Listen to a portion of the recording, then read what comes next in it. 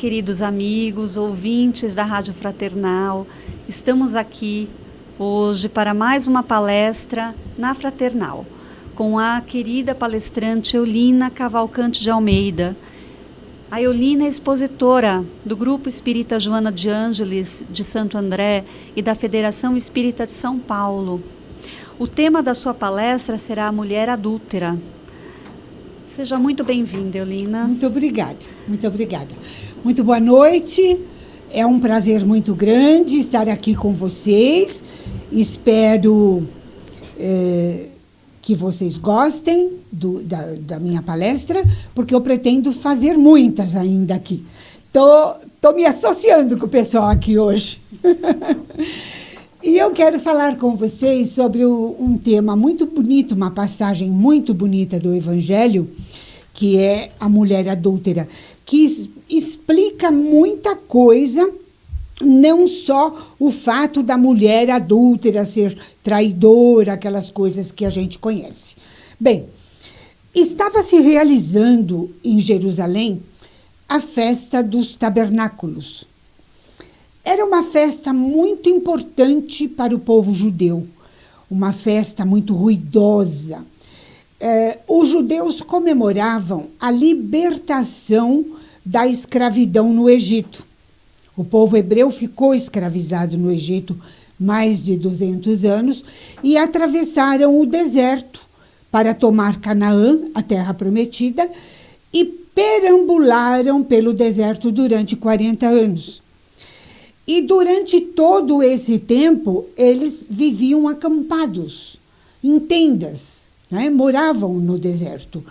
Então, agora, já Jerusalém, uma cidade importante da Palestina na época, eles ainda comemoravam. Então, eles saíam das suas casas, montavam tendas nas ruas e dormiam nas tendas, para reverenciar aquele povo judeu que sofreu muito na travessia do deserto. E a festa era muito ruidosa, porque tinha barracas de todos os tipos. Se vendia artesanato, se vendia comida e muita bebida. O vinho rolava solto nessa festa, até porque era de graça o vinho, né? E o povo todo participava. E naquela manhã, o povo estava pensando: onde está o Rabi Jesus de Nazaré? Ele deveria estar participando na festa. Já era o último dia da festa, que durava uma semana, e ele não tinha aparecido. Então as pessoas começavam a murmurar. Porque ele não é do bem, ele não é o profeta que todo mundo fala, porque ele está nos deixando na mão, era para estar aqui prestigiando nossa festa, e outros eram a favor de Jesus. Diziam que ele não estava presente devido às perseguições que ele sofria em Jerusalém sempre. Mas Jesus costumava passar as noites no Monte das Oliveiras, em preces, em meditações. Ele costumava dormir ao relento também, no jardim de Getsemane. Mas naquele último dia da festa, ele resolve descer. E a aparição dele na cidade foi um alvoroço, né? Não, ele é mesmo o Rabi, ele é o Messias prometido, e outros diziam que não era. E o sumo sacerdote tinha mandado seus espiões, vamos dizer assim, para sondar a cidade para ver se Jesus apareceria. E para prendê-lo.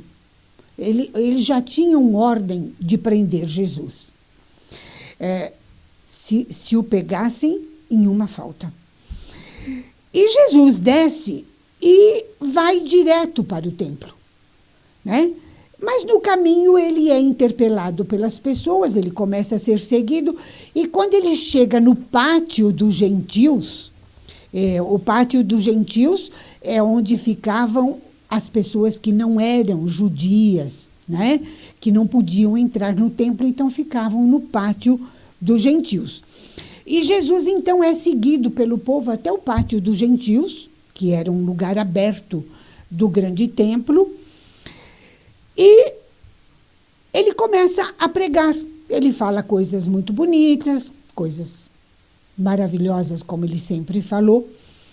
E quando os espiões do sumo sacerdote voltam, o sacerdote fica muito bravo. Por que vocês não prenderam Jesus?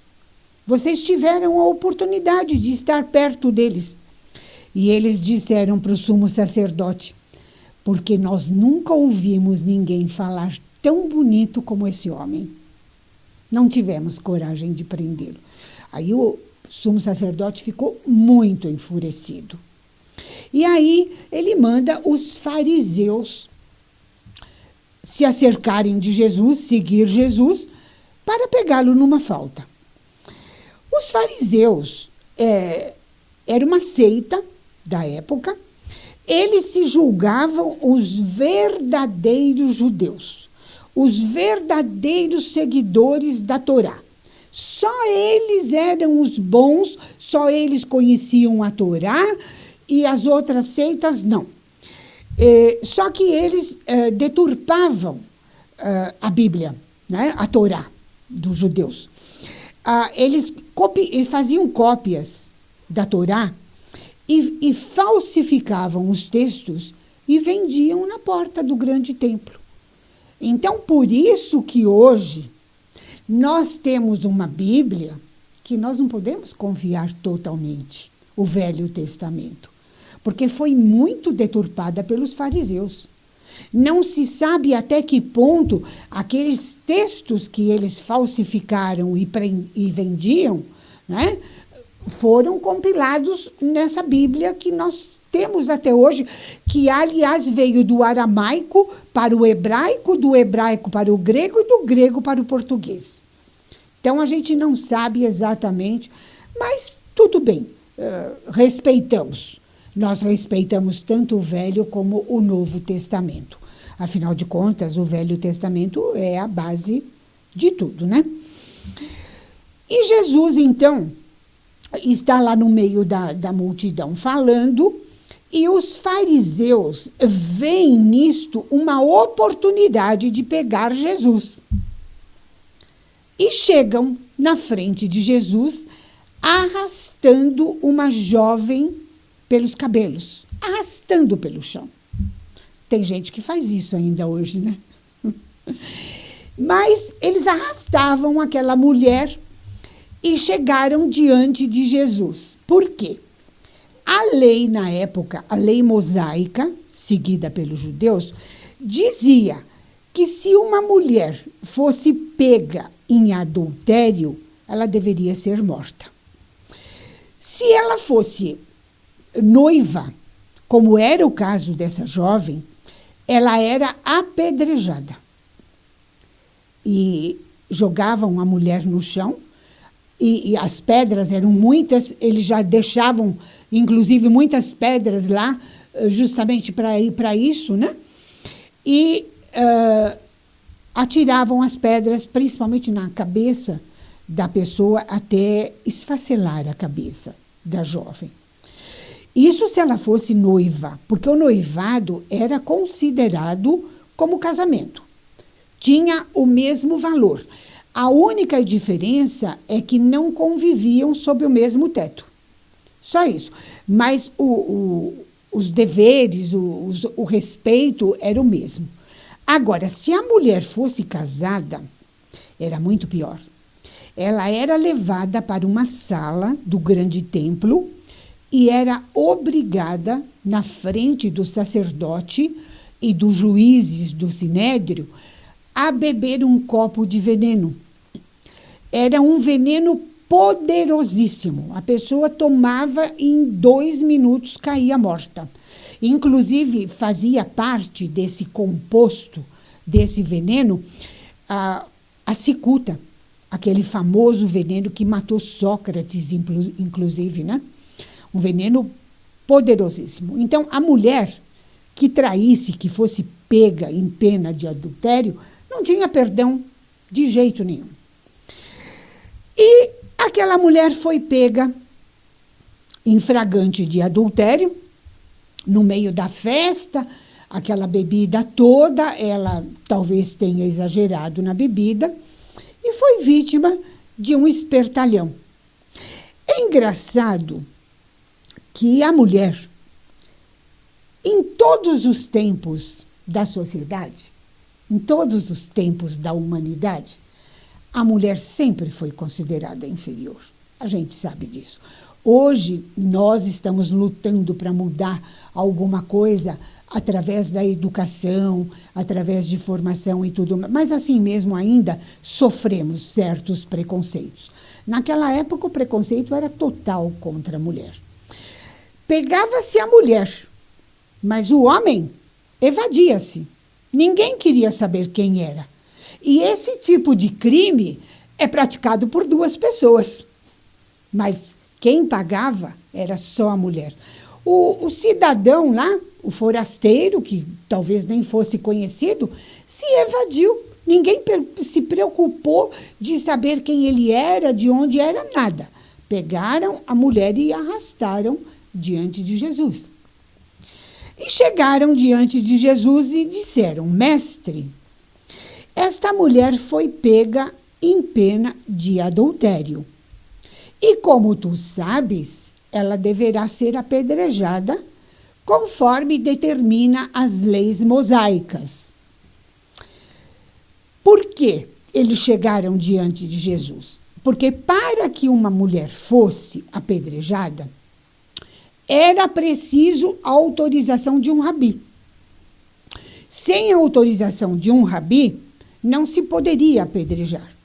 Aí seria um crime que as pessoas que apedrejassem também seriam punidas. Agora, se o rabi autorizasse, tudo bem. E eles queriam a autorização de Jesus. Então, eles chegam para Jesus e dizem: e tu permitirás? E já foram pegando as pedras, né? Cada um foi pegando suas pedras, já se preparando, e a moça ali caída no chão. Aí Jesus pensa na cilada que estavam aprontando para ele. Porque ele, como rabi, ele teria que permitir. Era a lei. Se ele não cumprisse a lei, ele seria preso imediatamente e condenado. Ele tinha que permitir. Era um crime da lei mosaica. Mas Jesus, que pregou uma doutrina que só falava em amor, em caridade e em perdão, como é que ele ia permitir o apedrejamento daquela mulher? Ele era a favor da vida e nunca da morte. Ele pensa, aí ele olha bem para aqueles homens com aquelas expressões raivosas, querendo ver sangue, né? E Jesus pensa, não, ele jamais permitiria que o sangue daquela jovem tingisse a areia do chão. Ele não permitiria, mas ele não poderia também deixar de cumprir a lei. Então, usando daquela grandiosa inteligência, sabedoria, né, ele pega o dedo, aí tem uma controvérsia. Tem obras que dizem que foi com o próprio dedo, outros dizem que ele pegou uma varinha. Bem, isso não importa. Importa que ele escreveu no chão 3 palavrinhas: hipócrita, mentiroso, perjuro. E eles leram. Eles leram e eles sabiam de quantos pecados eles tinham. E justamente um daqueles fariseus, um dos mais idosos, já com os cabelos muito brancos, ousou ficar com a pedra na mão. E aí Jesus deu uma olhada para as palavras para que ele lesse. porque aquelas palavras eram justamente para ele. Hipócrita, mentiroso e perjuro. E os fariseus, então, foram jogando as pedras no chão, né? Já percebendo que não seria fácil convencer Jesus. E aí Jesus dá o checkmate. Aquele de vós que estiver sem nenhum pecado, que atire a primeira pedra. Não ficou um fariseu com uma pedra na mão. Porque não existe um ser humano que nunca tenha cometido um pecado. Pode ser grande, pode ser pequeno, mas ninguém é isento de ter errado. E aqueles homens já tinham idade, certamente já tinham cometido muitos erros em suas vidas. As palavras de Jesus, aquele de vós que estiver sem nenhum pecado, que atire a primeira pedra, caiu como um raio na cabeça daqueles fariseus. Eles foram saindo um por um, foram indo embora, saíram todos. E Jesus se aproxima daquela jovem. E ela pensa, bem, agora este homem é um profeta. Ela sabia que ele era um profeta, já tinha visto ele falar em público. Ele vai me condenar, ele vai permitir que eu seja apedrejada, ou ele vai me apedrejar. Por quê? Pelo que ela entendeu, quando Jesus disse que aquele que estivesse sem nenhum pecado atirasse a primeira pedra, ela entendeu que para apedrejá-la tinha que ser uma pessoa que tivesse as mãos puras, as mãos impolutas. E ali quem tinha as mãos puras, as mãos impolutas, a não ser Jesus. E ela pensa que ele vai condená-la. E quando ele chega, ela estava com a cabeça baixa, os cabelos cobrindo o rosto, os olhos inchados de tanto chorar. E ela levanta os olhos para Jesus. Estava ali, ajoelhada, diante de Jesus, a própria miséria humana de uma mulher que tinha cometido um pecado grave. Era a miséria humana. Diante de Jesus, que era a misericórdia divina. Bem-aventurados os misericordiosos, porque receberão misericórdia. Eles ficam se olhando por alguns instantes e Jesus pergunta para a moça: ninguém te condenou? Ela disse: não, Senhor, ninguém me condenou. Mas ela esperava que Jesus fosse dizer: eu vou condenar. E ele disse: tampouco eu te condenarei. Vai e não peques mais. E a moça foi embora para casa livre. E Jesus ficou impune.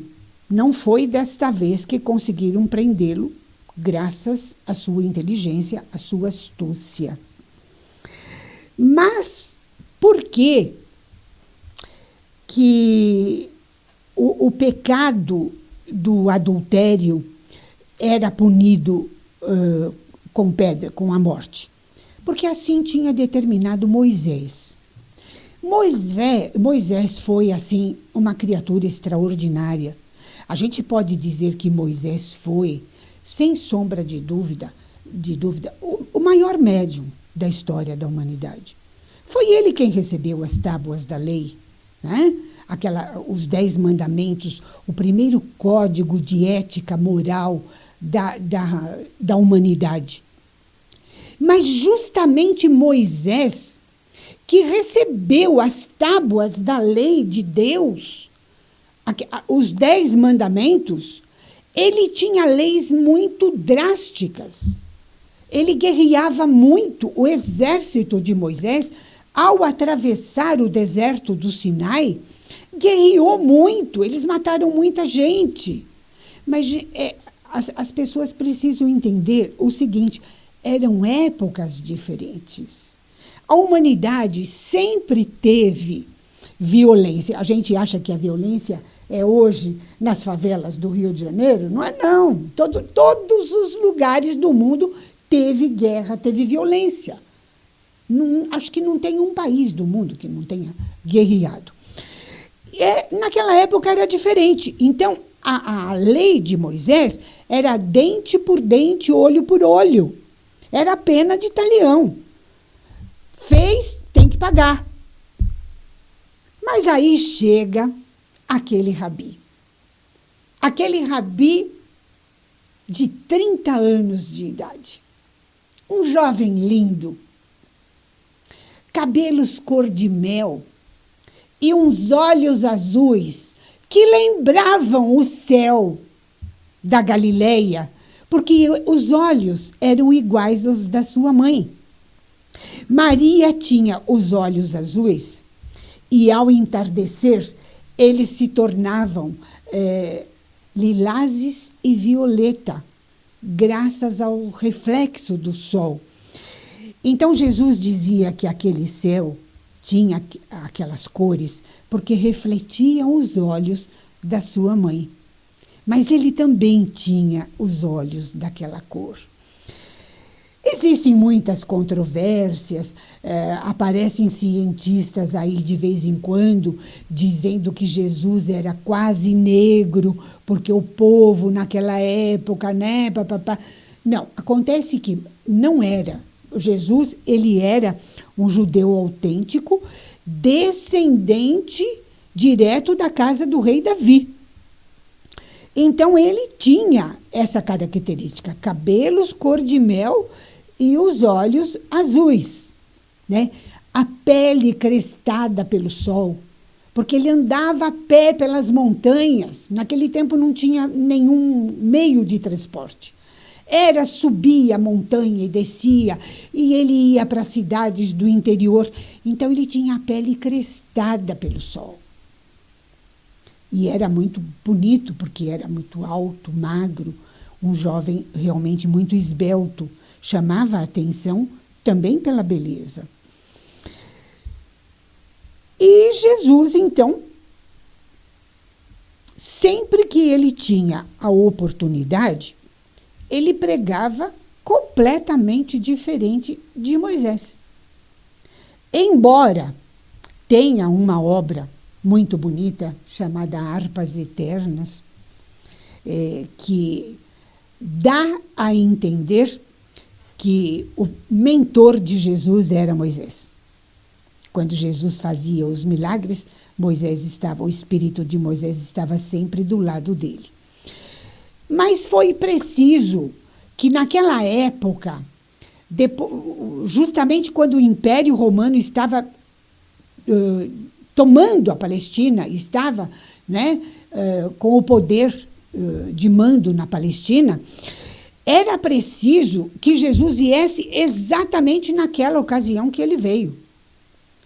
E houve uma grande reunião no plano espiritual dos grandes devas da humanidade, que tinham, inclusive, escolhido Jesus para ser o governador espiritual da Terra. Esses mesmos Cristos, que eram um número de 69, porque Jesus estava encarnado, eles fizeram uma assembleia no plano espiritual e determinaram o momento que Jesus deveria reencarnar. Porque senão o Império Romano tomaria o mundo. Porque o sonho do Império Romano era fazer do mundo um simples departamento de Roma. Tanto que eles tomaram mesmo muitos países. Hoje a gente anda pela Europa, e em todos os lugares que a gente anda pela Europa, a gente vê ruínas romanas. Porque eles tentaram tomar realmente, né, uma grande parte do mundo. E Jesus, então, veio na hora certa. Por quê? Ele tinha que ensinar o amor. E isso ele fez. Ele só pregou uma doutrina baseada no amor, no perdão e na caridade. E o perdão ele exerceu em muitas ocasiões. Por que ele perdoou a mulher adúltera? Por que ele falou para ela, vai e não peques mais? Porque ele sabia que toda criatura humana, por pior que ela seja, o pior bandido da humanidade, ele tem dentro de si uma gotinha de bondade, porque ele é uma centelha divina. Todos somos centelhas divinas. E uma pessoa muito má, um bandido, ele também é uma centelha divina. Só que ele tem lá dentro uma gotinha de bondade. Se ele tiver oportunidade, talvez ele extravase essa gota de bondade. Talvez ele nunca tenha oportunidade e não seja bom. Mas Jesus perdoava por quê? Ele não via uma gota de bondade no coração de ninguém. Ele via um oceano de bondade. Ele via um mar de bondade no coração das pessoas. Porque todos, se tiverem a oportunidade, fazem o bem em algum momento da sua vida. E foi esse perdão que Jesus deu à mulher adúltera e deu a muitas outras criaturas.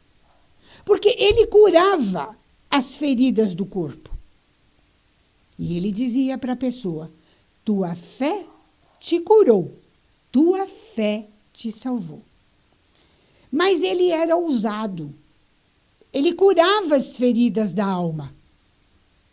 E quando ele curava as feridas da alma, ou seja, perdoava uma pessoa, ele dizia, vai e não peques mais.